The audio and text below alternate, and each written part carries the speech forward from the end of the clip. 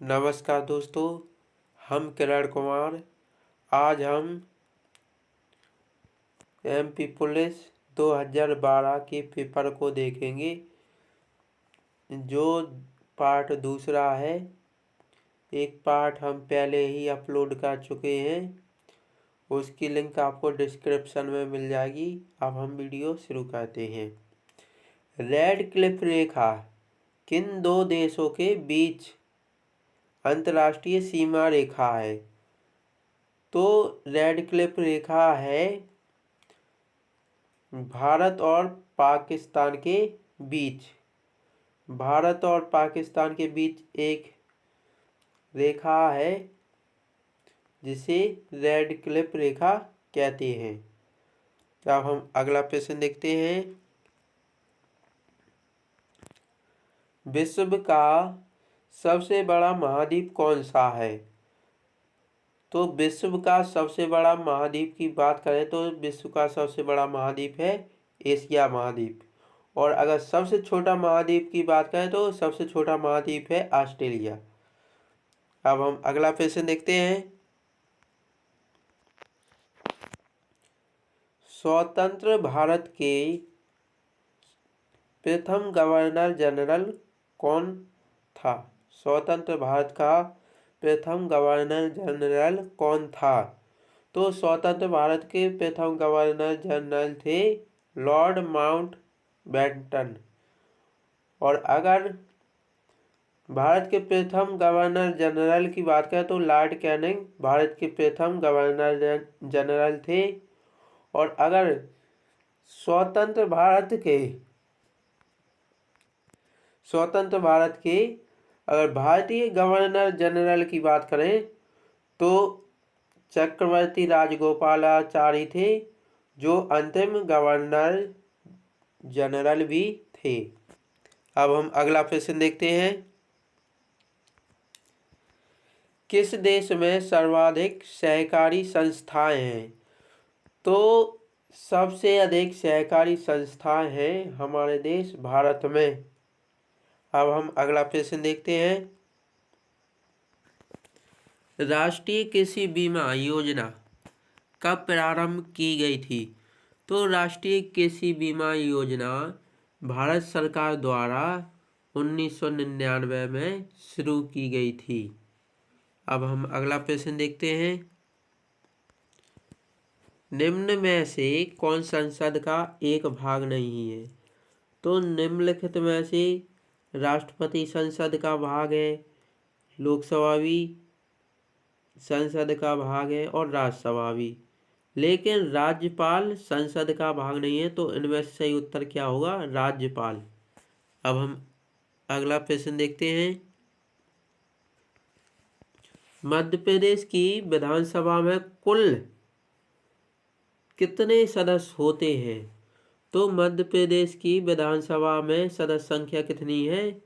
230। अगर राज्यसभा की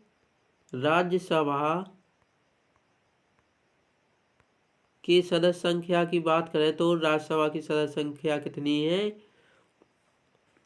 11। और लोकसभा की सदस्य संख्या की बात करें तो लोकसभा के सदस्य कितने हैं?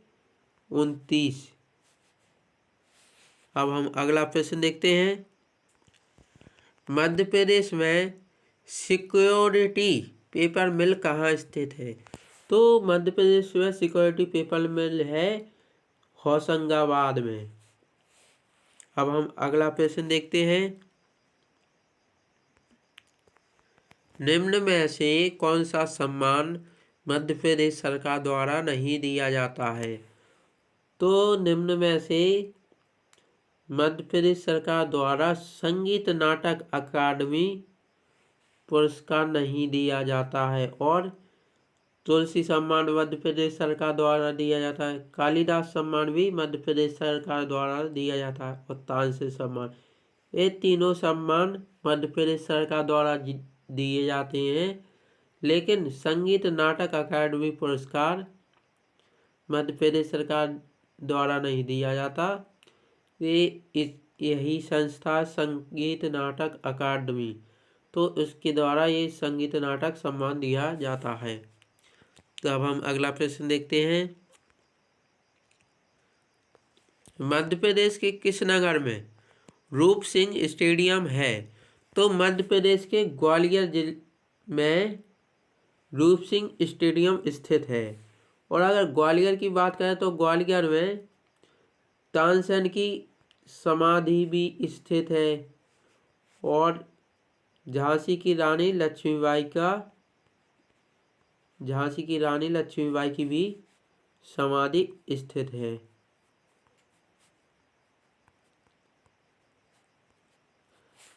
अब हम अगला प्रश्न देखते हैं। शंकर गांधर्व महाविद्यालय मध्य प्रदेश के किस जिले में है? तो शंकर गांधर्व महाविद्यालय मध्य प्रदेश के ग्वालियर जिले में स्थित है। अब हम अगला प्रश्न देखते हैं। निम्न में से कौन सा विश्वविद्यालय मध्य प्रदेश में नहीं है? तो इनमें से गुरु घासीदास विश्वविद्यालय मध्य प्रदेश में नहीं है। यह विश्वविद्यालय छत्तीसगढ़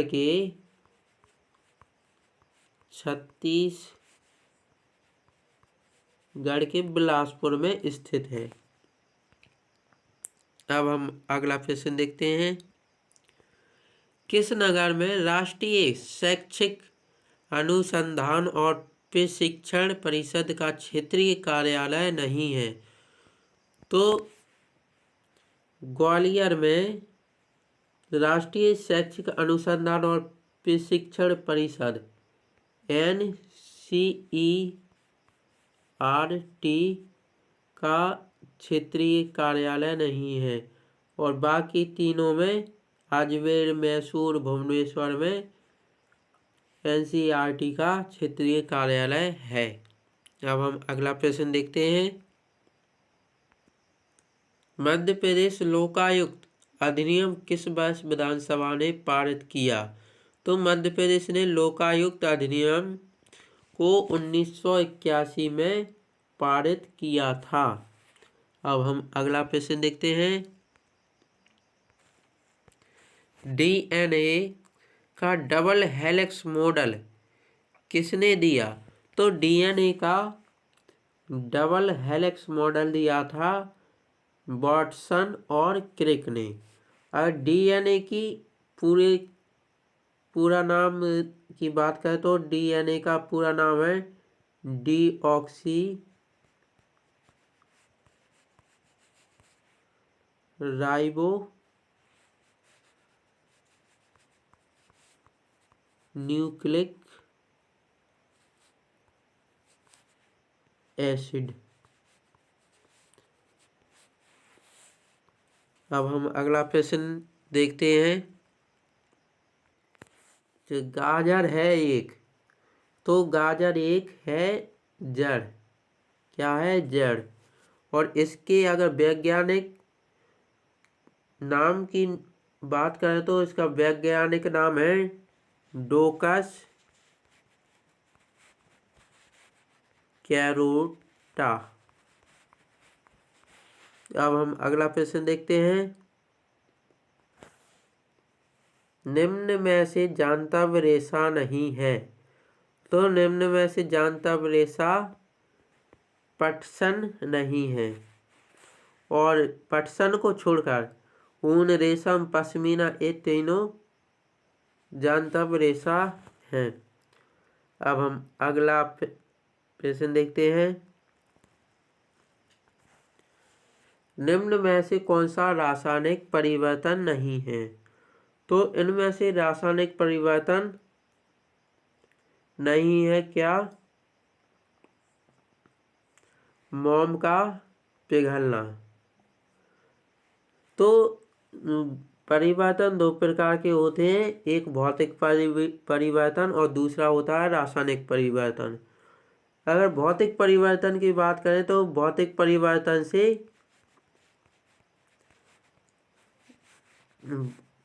भौतिक लक्षण बदलते हैं। और जैसे अगर भौतिक परिवर्तन के उदाहरण की बात करें तो मोम का पिघलना ये भौतिक परिवर्तन है।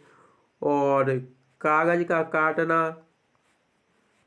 तो ये भी भौतिक परिवर्तन है। लकड़ी का काटना ये भी भौतिक परिवर्तन है। बर्फ का पिघलना या मोम का पिघलना ये भी भौतिक परिवर्तन है। लेकिन लोहे पर जंग लगना ये रासायनिक परिवर्तन है। भोजन का पचना या पाचन ये भी रासायनिक परिवर्तन है। और बीज का पौधे के रूप में विकसित होना ये भी रासायनिक परिवर्तन है। अब हम अगला प्रश्न देखते हैं। पृथ्वी के गुरुत्वीय क्षेत्र की तीव्रता अधिकतम होती है। तो पृथ्वी के गुरुत्वीय क्षेत्र की तीव्रता अधिकतम होती है पृथ्वी के ध्रुवों पर। अब हम अगला प्रश्न देखते हैं। ठोस का सीधा वाष्प में बदलना क्या कहलाता है? तो ठोस का सीधा वाष्प में बदलना कहलाता है ऊर्ध्वपातन। क्या? ऊर्ध्वपातन। अब हम अगला प्रश्न देखते हैं। निम्न में से किस आवृत्ति की ध्वनि को मनुष्य कर्ण द्वारा नहीं सुनी जा सकती है? तो निम्न में से 50,000 हर्ट्ज वाली ध्वनि को मनुष्य नहीं सुन सकता है। लेकिन अगर बात करें 50 हर्ट्ज तो ये मनुष्य सुन सकता है, 500 हर्ट्ज भी सुन सकता है और 5000 हर्ट्ज भी सुन सकता है। क्योंकि मनुष्य की श्रव्यता प्रयास होती है 20 हर्ट्ज से 20,000 हर्ट्ज तक। अगर इसकी बीच की आवृत्ति वाली ध्वनि होती है तो मनुष्य का कान सुन लेता है। अब हम अगला प्रश्न देखते हैं। निम्न में से ऊष्मा का सर्वोत्तम चालक है? तो निम्न में से ऊष्मा का सर्वोत्तम चालक है चांदी। चांदी को रसायन में वैसे अंग्रेजी में बोलते हैं सिल्वर। क्या? सिल्वर। और आशा करते हैं दोस्तों आपको ये वीडियो पसंद आया होगा। अगर आपको वीडियो अच्छा लगे तो वीडियो को लाइक कर दें और अपने दोस्तों के साथ शेयर भी कर दें। वीडियो देखने के लिए बहुत बहुत धन्यवाद।